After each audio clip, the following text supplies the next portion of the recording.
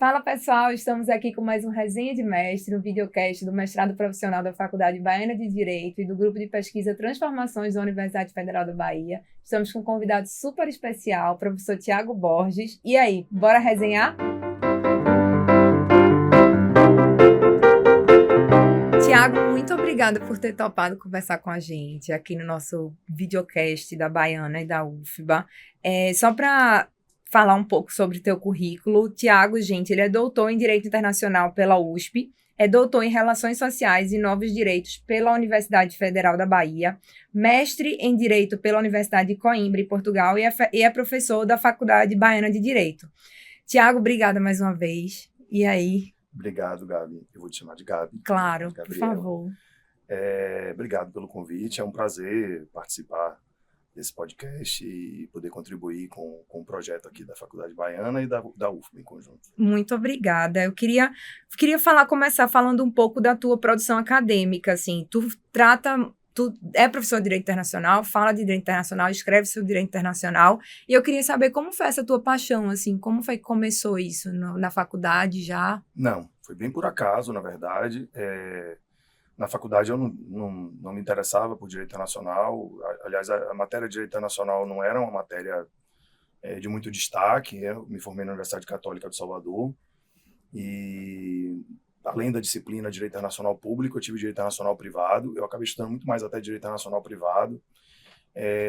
Eu tinha uma veia mais civilista, né? Eu tinha interesse mesmo em pesquisar sobre a direito privado.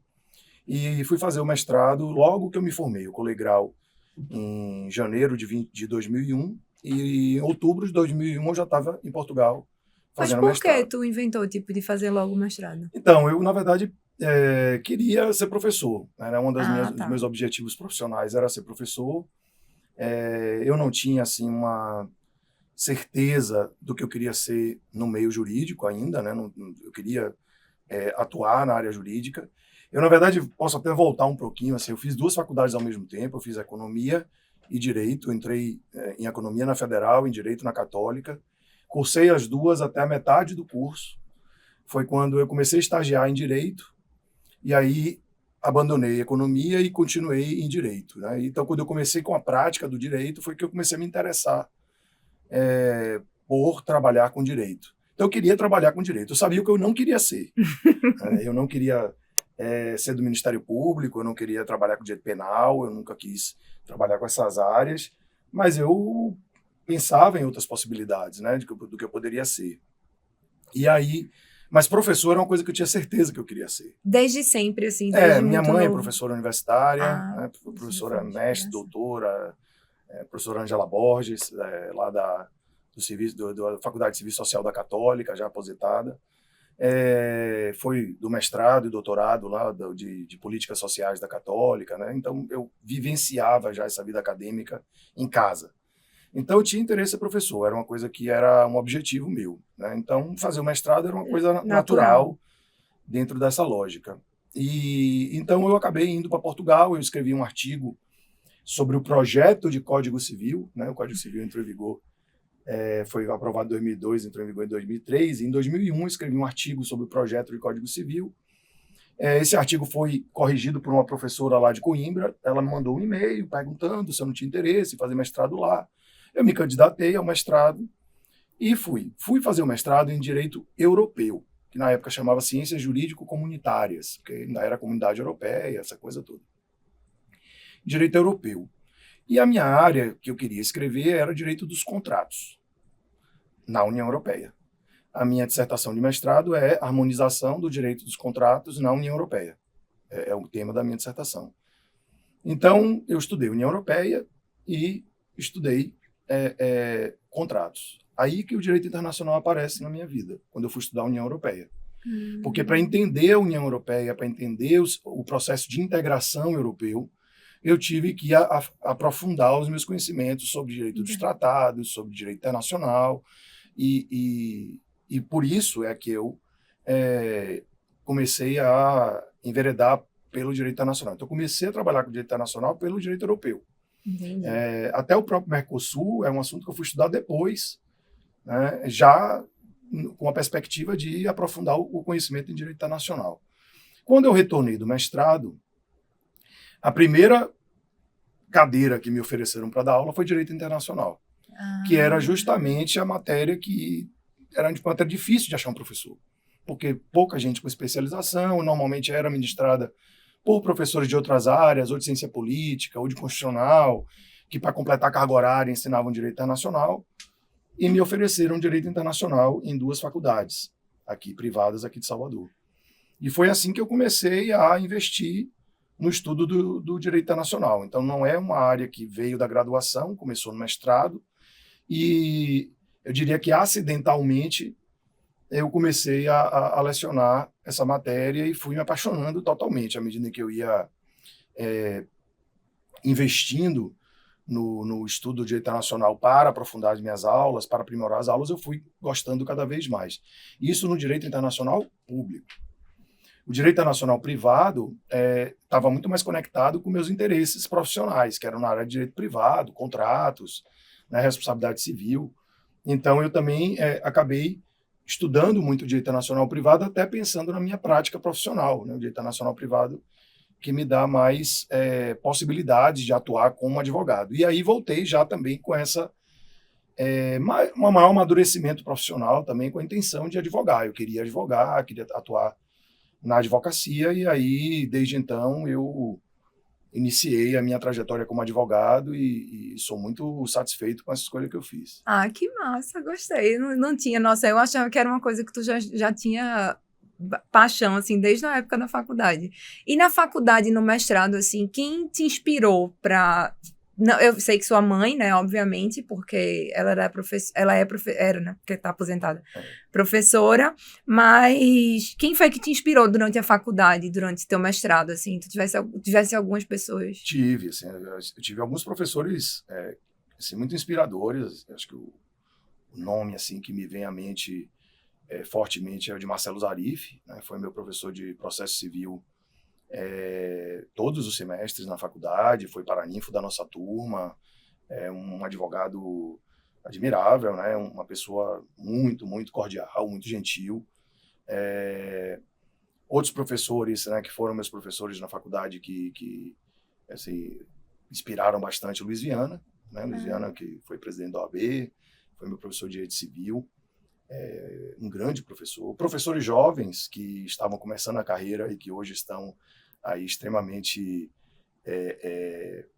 em evidência até hoje, em plano nacional, como Rodolfo Pamplona, Fred Didier.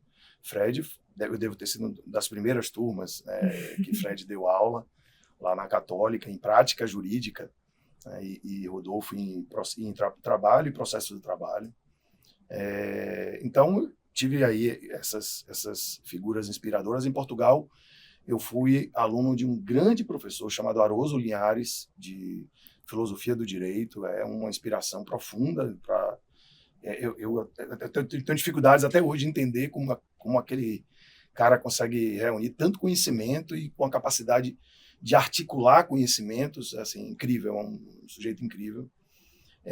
Meu orientador, Cindy Monteiro, na área de direito civil, né, ele era um dos acadêmicos europeus que discutiam a criação de um Código Civil Europeu, que acabou sucumbindo, né, uma ideia que acabou sucumbindo, mas ele era um dos professores que participavam da negociação sobre um Código Civil Europeu, né? Então, figuras assim muito inspiradoras, realmente. Aí depois que tu terminou o mestrado, tu já seguiu, aí pronto, porque tu foi pro doutorado, só que tu inventou de fazer 2 doutorados simultaneamente. Não, mas aí demorou bastante.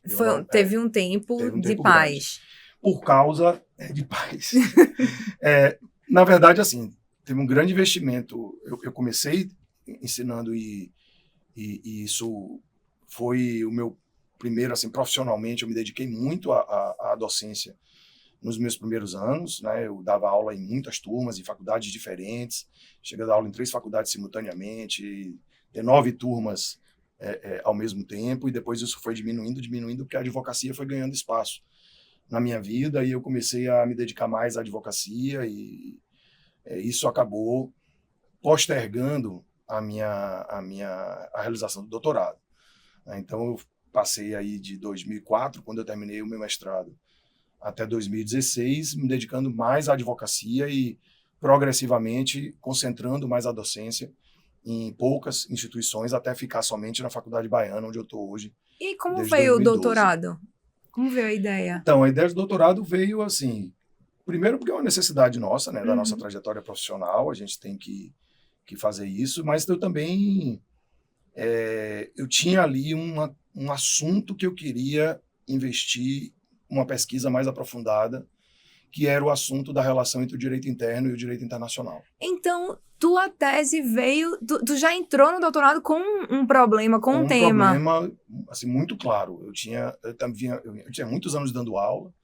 Eu desde 1º de agosto de 2003, que foi minha primeira aula que eu dei.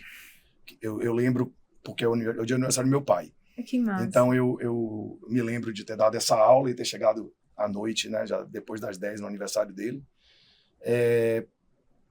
Desde 1º de agosto de 2003 até hoje, todos os semestres eu dei aula de internacional. Então, nenhum semestre eu não dei aula de internacional. Civil, que é outra matéria que eu ensino, já teve semestres que eu dei aula, semestres que eu não dei, mas internacional em todos os semestres. Então, tem um amadurecimento muito grande nesse processo. Eu escrevi um livro, que é um manual de direito internacional, publicado em 2011, e a temática da relação entre o direito interno e o direito internacional sempre foi, até por ser advogado e por ter uma prática profissional, a temática de como aplicar o direito internacional no direito interno sempre teve presente assim, nas minhas preocupações. Então, eu tinha o desejo de aprofundar essas pesquisas e o doutorado me pareceu assim, o ambiente correto para isso, né? E foi nessa...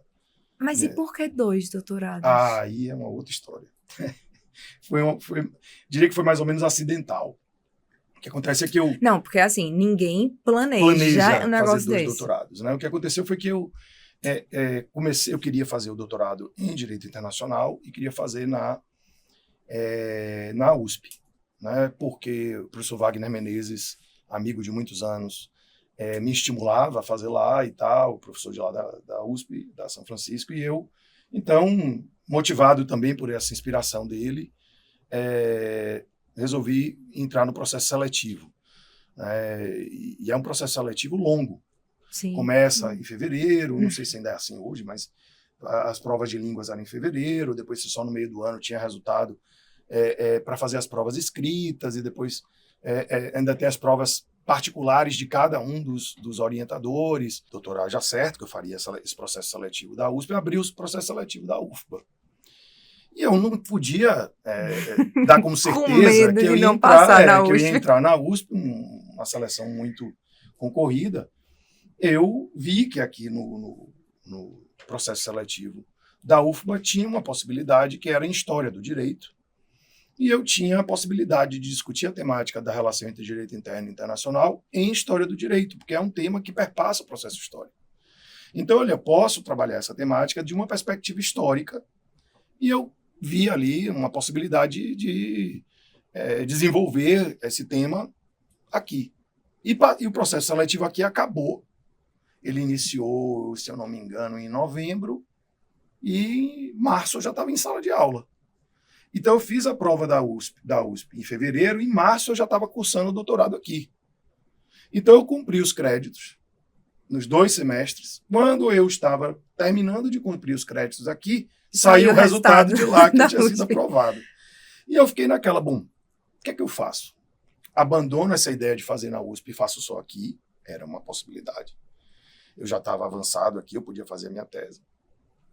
Abandono tudo que eu já fiz aqui e vou para lá? Ou eu faço a tese daqui que já está pensada, já está... Por que não? Por que não? Né? Fui cursar lá ao mesmo tempo em que eu ia investindo na minha pesquisa daqui. Então, como os temas tinham uma interlocução, pelo menos no que se refere à parte da base epistemológica, né? Eu tinha ali uma leitura que era comum a fazer. O que eu faria de leitura para aqui serviria para lá. Isso viabilizou que eu pudesse sonhar em fazer as 2 coisas, porque nesse momento ainda era uma perspectiva de vamos ver se dá certo. Então foi por isso que aconteceu de eu fazer os 2 doutorados. E valeu a pena? Eu acho que valeu a pena. Foi sofrido, mas valeu a pena, assim, porque eu gostei muito de ter feito a pesquisa daqui. A minha tese aqui na Universidade Federal da Bahia foi sobre a influência do direito internacional no processo constituinte de 88. Então, eu fui pesquisar, e aí, como tinha uma questão ligada, a minha linha era história do direito. Mas aí teve uma mudança de orientação, o meu orientador saiu do programa, e eu tive que ser adotado por um novo orientador, que foi o professor Valber Carneiro, o professor Saqueta, a quem eu agradeço, sou muito agradecido também, saiu do programa por razões procedimentais do próprio PPGD, e Valber assumiu a minha orientação, então eu tive que também fazer toda uma incursão sobre a doutrina lumaniana para poder conseguir dialogar com Valber, mas, ao mesmo tempo, eu vinha fazendo uma pesquisa histórica nos documentos da Assembleia Constituinte de 88, então eu fui buscar todas as 8.000 páginas de Diário Oficial para poder analisar todas as falas das audiências públicas que mencionavam ordem mundial, ordem internacional, direito internacional, tratado internacional, assim, uma série de palavras, e fui pesquisando ali. E para poder demonstrar, né, constatar e demonstrar que os constituintes consideravam o direito internacional no momento de decidir o texto constitucional.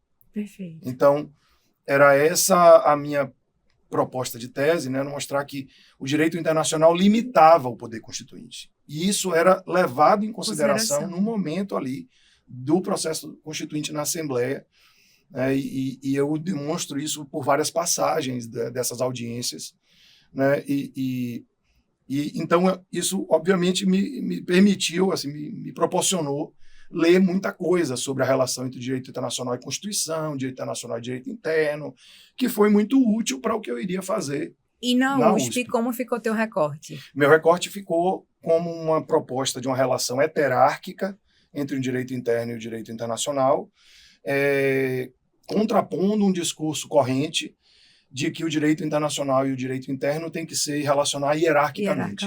Ou seja, onde se encontra o direito internacional? Essa é sempre a pergunta que se faz. E aí a gente tem toda uma problemática na jurisprudência do Supremo, de que o Tratado Internacional, aprovado pelo quórum de emenda, integra o bloco de constitucionalidade.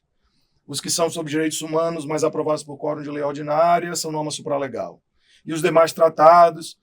E eu vou buscar demonstrar que, olha, essa procura, essa busca de encontrar um lugar para as normas internacionais no âmbito do direito interno é uma busca fracassada, porque são ordens distintas, com lógicas distintas. O tratado não é uma norma do direito interno, então ele não pode se encaixar na hierarquia das normas do direito interno, é uma norma internacional que integra o sistema do direito e que, portanto, tem que ser observada pelos aplicadores do direito como mais uma das normas utilizadas para aplicar o direito. E nessa noção que tu menciona de heterarquia, como é que a gente pode usar esse conceito, essa ideia, para, por exemplo, cumprir as decisões de cortes interamericanas de direitos humanos? É isso. De uma perspectiva heterárquica, né, o sistema internacional, uma ordem internacional e a ordem interna são partes de um sistema do direito.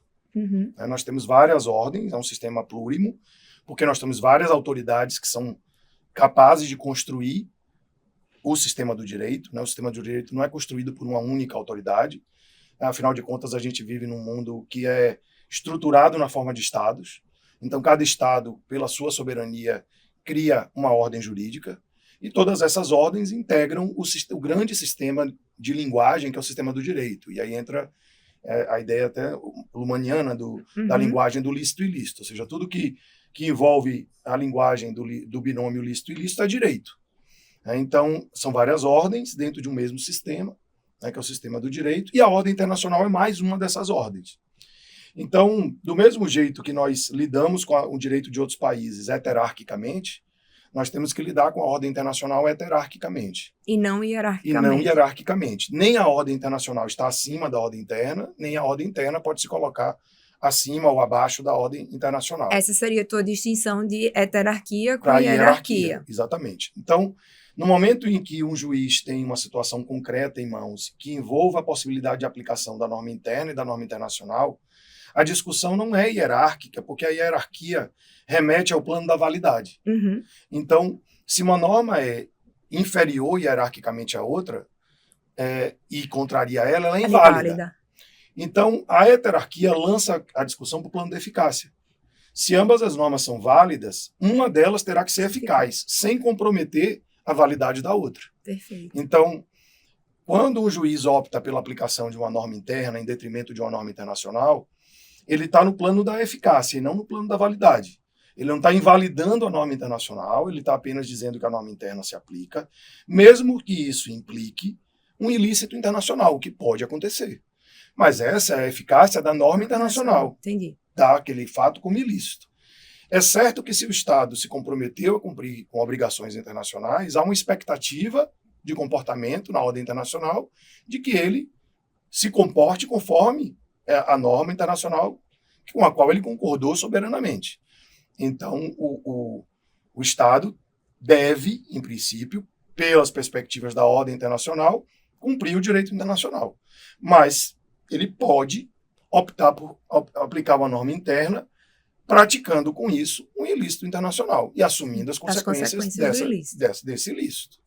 E falando um pouco da Corte Interamericana de Direitos Humanos, no caso seria um descumprimento das decisões?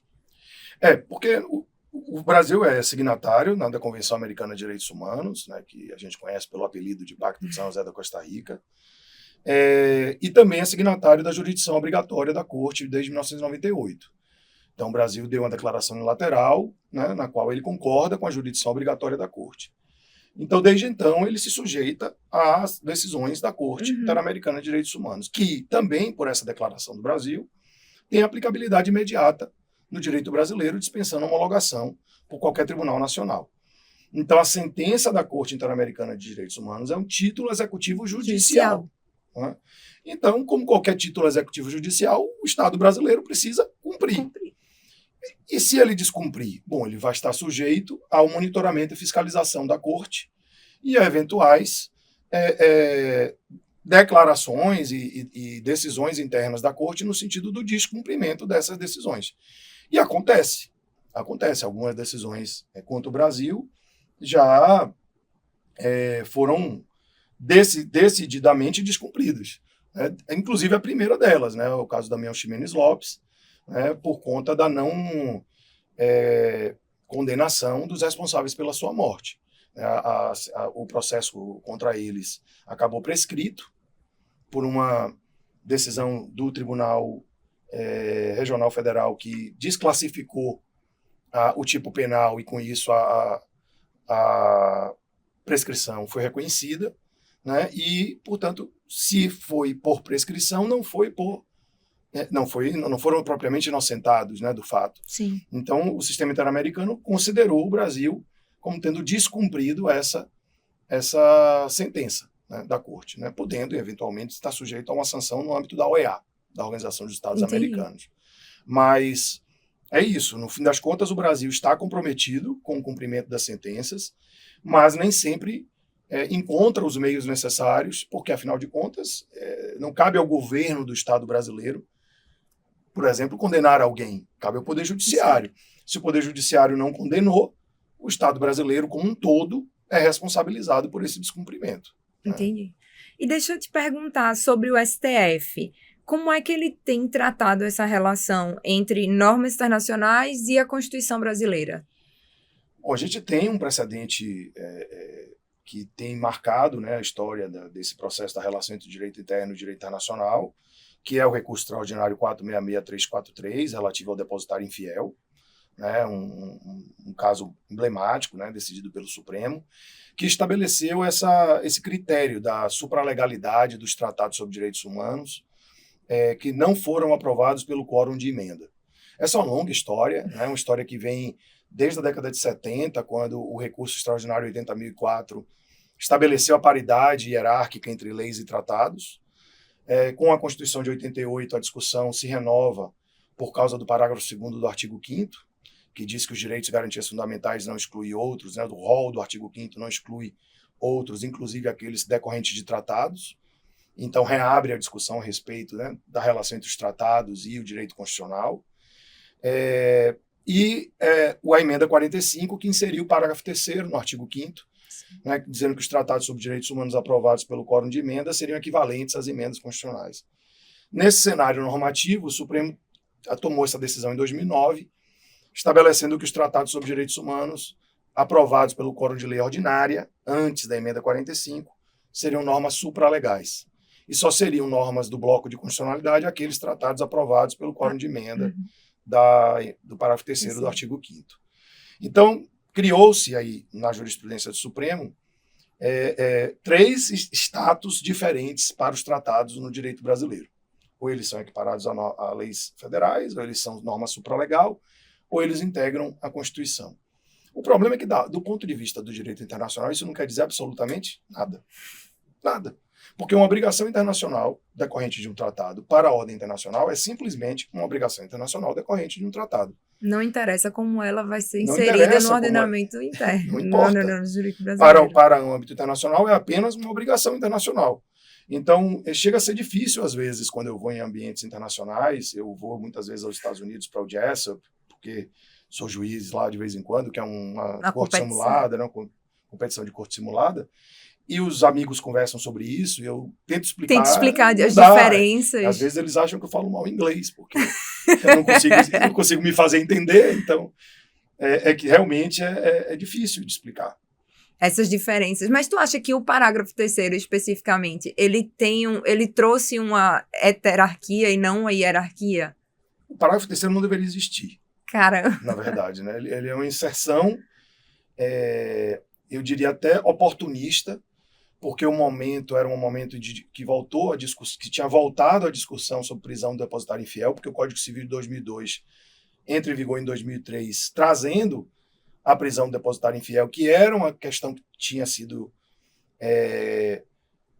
interrompida, porque como o Brasil, em 92, ratificou o Pacto de São José da Costa Rica, o critério da lei posterior sobre a anterior fazia com que a prisão do depositário infiel fosse ilegal por conta do tratado.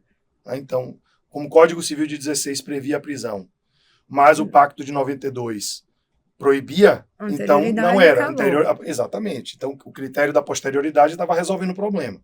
Mas aí veio um novo Código Civil, o Brasil não é para amadores, o novo Código Civil estabelece de novo a prisão depositária infiel, o que é um absurdo, porque o Brasil tinha um acordo internacional proibindo isso. Então, não era, de forma alguma, o Código Civil ter previsto essa possibilidade de prisão. Então, volta a discussão diante desse contexto aqui, insere na emenda 45, parágrafo 3º do artigo 5º. Porque se tinha a ideia de que se os tratados sobre direitos humanos aprovados pelo quórum de lei ordinária, como era o caso do Pacto de São José da Costa Rica, não poderiam alterar a Constituição, por conta do discurso constitucionalista da Constituição semirrígida, que só podia ser alterado por emenda e etc. Então, criaram essa ideia. Então, vamos fazer assim, os tratados sobre direitos humanos aprovados pelo quórum de emenda altera a Constituição. Sim, mas e aqueles anteriores? Ficam como? Então, o parágrafo 3º do artigo 5º não precisava, ele é desnecessário. Bastava ler o parágrafo 2º, que diz os direitos previstos em tratados integram o rol dos direitos e garantias fundamentais. Não, mas são aprovados pelo quórum de lei ordinária. Não interessa. Não interessa. A Constituição a Constituição originária que colocou essa proposta não trazia essa ressalva. Então, se é tratado e tem direito previsto ali no tratado, e é importante dizer, o parágrafo 2º não fala tratado sobre direitos humanos. Fala sobre tratados internacionais. Né? Então, independentemente de ser um tratado sobre direitos humanos ou não, se é um direito previsto em um tratado, ele integra o rol de direitos e garantias fundamentais. Essa deveria ter sido a interpretação, no meu modo de ver, aplicável no Brasil. Mas não. Inseriram o parágrafo 3º no artigo 5º e, com isso, suscita a hipótese de tratados aprovados pelo quórum de emenda serem equiparados às emendas constitucionais. Eu não acho que isso seja uma questão heterárquica. Eu acho que ainda é hierárquica. Porque dizer que é constitucional é querer colocar o tratado no âmbito interno. E o tratado não é uma norma do âmbito interno. Entendi. A própria definição de tratado na Convenção de Viena sobre o Direito dos Tratados diz que o tratado é um acordo internacional firmado entre Estados e regido pelo direito internacional. A minha interpretação dessa regência do direito internacional, aqui é um discurso meio pontiano, né, quer dizer que cabe ao direito internacional estabelecer a existência, a validade e a eficácia dos tratados. Então, o que é e o que não é um tratado é o direito internacional que estabelece. O direito internacional, mais especificamente a Convenção de Viena sobre o Direito dos Tratados. Eu sempre dou o seguinte exemplo. O Brasil sediou a Copa do Mundo aqui em 2014 e fez a Lei Geral da Copa. Imagine, por hipótese, não tem isso, mas imagine que a Lei da Copa dissesse o convênio entre FIFA e Brasil para realizar a Copa é um tratado internacional. E um dos dois descumprisse. E quisessem levar essa discussão ao Tribunal Internacional. O Tribunal Internacional, vendo aquilo ali, ia dizer, não, esse convênio não é um tratado. Porque um tratado é entre um Estado e outro Estado, ou entre um Estado e uma organização internacional. A FIFA não é uma organização internacional, é uma associação privada. Então não importa que a lei brasileira tenha dito que é um tratado, se a ordem internacional não reconhece como um tratado. Porque é uma norma do direito internacional, não é uma norma do direito interno. Então, quando a gente quer tratar o tratado como norma de direito interno, a gente está contrariando a lógica do que é um tratado. O tratado é uma norma de direito internacional. Ela não é uma norma de direito interno. Então, dizer que o tratado integra... Não é o tratado que integra a Constituição. É o conteúdo dele. Claro. O tratado é um ato internacional. Ele não é um ato de direito interno, como é uma lei, como é uma emenda, ou como as normas internas. E o que a gente está querendo fazer é trazer exatamente formas de internalizar... Exato. Eu em sala de aula brinco assim, eu odeio a pirâmide.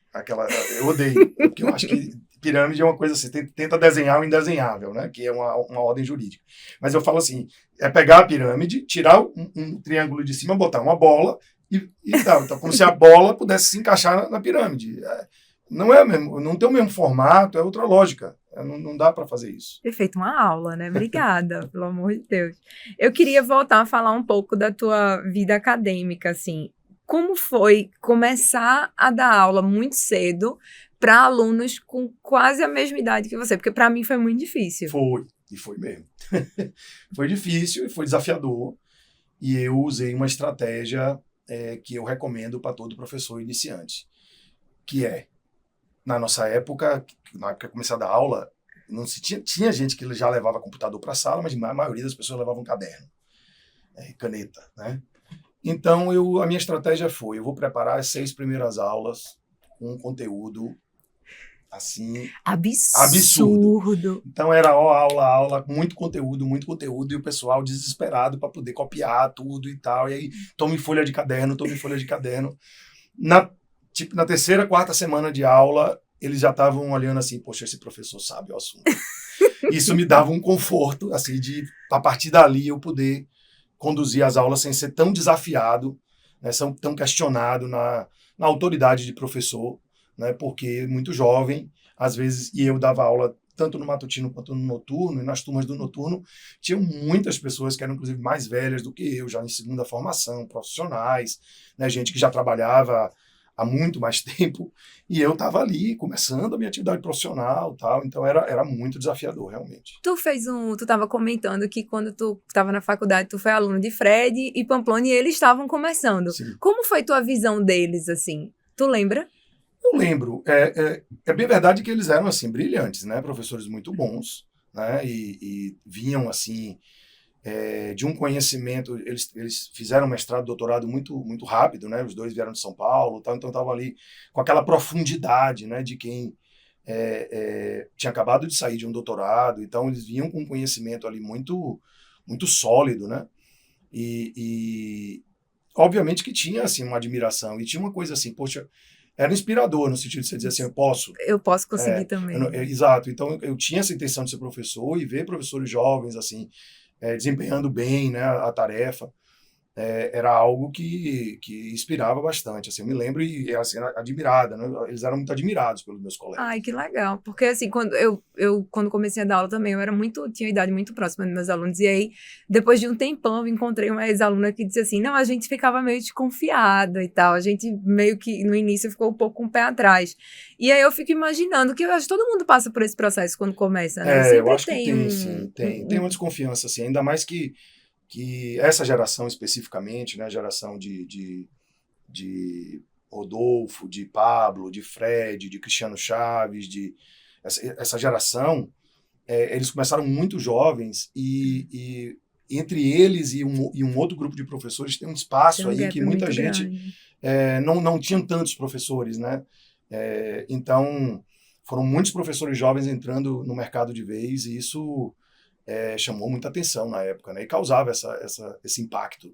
Eu tive professores já com 20, 30 anos de sala de aula, de repente entra um cara que não tinha nenhum ano dando aula. Né? Mas Então, deve ser isso é incrível. impactante, realmente. Mas eu acho que, por um lado, deve ser massa também você ver a trajetória, né? Você caminhar junto, eu acho que deve ser uma coisa bem, É, bem... assim, é praticamente a minha geração também, né? Eu um pouco mais tarde, mas praticamente a minha geração.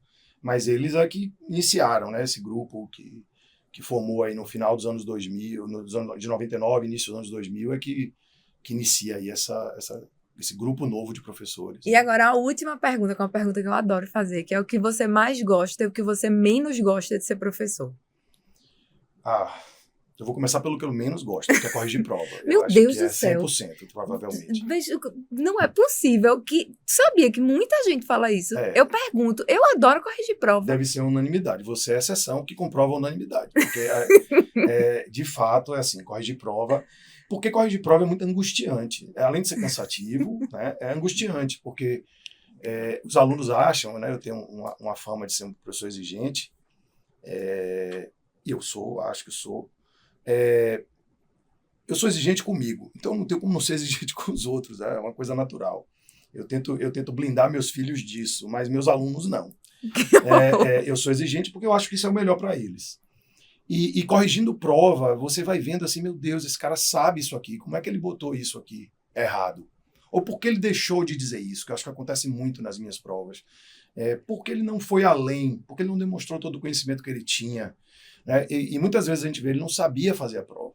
Ele não sabia fazer a prova, ele estava pronto, ele tinha um conhecimento da matéria, mas ele não conseguia desempenhar ali, render o suficiente. Então isso é muito angustiante quando a gente percebe que o aluno não consegue desempenhar ali tudo aquilo que ele pode. O aluno está ali todo dia, você conhece, vê a cara dele todo dia em sala de A aula. gente sente, né? A gente Sente que sabe. podia ter tido um resultado melhor. Isso é bastante angustiante, além de ser muito cansativo, repetitivo, uma tarefa repetitiva e tal. Então, até a adoção de metodologias ativas tal ajuda um pouco a aliviar não só aliviar do ponto de vista do professor esse sofrimento, mas também para o aluno, né? Ter uma outra oportunidade, um outro meio de mostrar o seu conhecimento que não seja somente uma prova.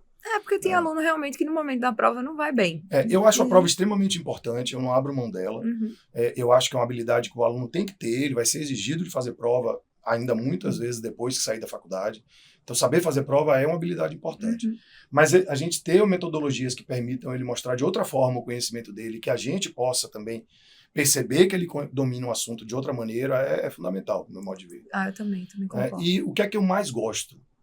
Poxa, eu gosto de muitas coisas. Eu acho que eu me sinto assim muito feliz assim de ser professor. Eu acho que o que eu mais gosto é o quanto eu me transformo em sala de aula. Assim, muitas vezes a gente sai de casa assim, pô, cansado, né? Aula. Mas uma vez que você entra na sala de aula, aquilo ali, o ambiente de sala de aula é transformador para mim. Para mim foi muito sofrido dar aula na pandemia. Muito, muito. Eu quase parei de dar aula. Foi o único momento assim na minha vida que eu pensei em não dar aula. Eu quero parar de dar aula. Porque eu não gostava de aula online, eu achava aquilo sofrido demais, demais. Era um tempo que não passava, né? E isso nunca aconteceu comigo como professor de sala de aula. O tempo voa, O tempo voa. Então, eu acho que o que eu mais gosto de sala de aula é essa transformação que eu sinto quando eu estou ali em sala de aula. Assim, parece que aquele ambiente, assim, é por isso que as pessoas falam, né, um ambiente sagrado, né? Assim, é realmente que eu me sinto diferente ali. É meio curativo, eu Exato. acho. E ter essa capacidade, assim, ter essa percepção, que obviamente nem sempre acontece, mas quando você sente, é assim, muito prazeroso, da conexão com o conhecimento, com o saber, com o aluno, né, e a troca, né, e você sair da aula com aquela sensação de que, poxa, os alunos perguntaram, me forçaram a pensar, me forçaram a desenvolver de outra forma o meu pensamento, e é muito, para mim, isso é o melhor, de ser professor. Que massa. Muito obrigada, Tiago. Obrigada por esse papo. Foi uma aula. Muito obrigada, de Obrigado a verdade. você.